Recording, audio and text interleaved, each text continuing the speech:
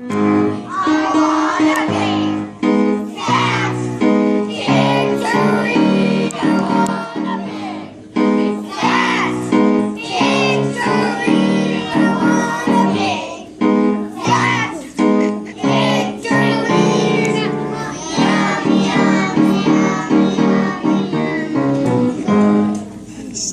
wolves knocked on the door of the pig's house made of sticks and said, "Let me in!" The piggies peeked out of their window and said,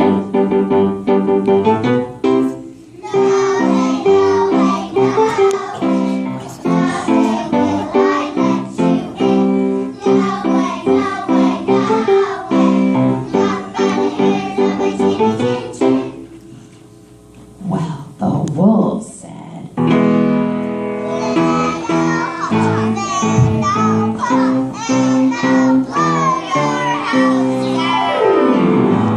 and the house of sticks fell down. All the little pigs ran quickly to their brothers and sisters' house made of bricks.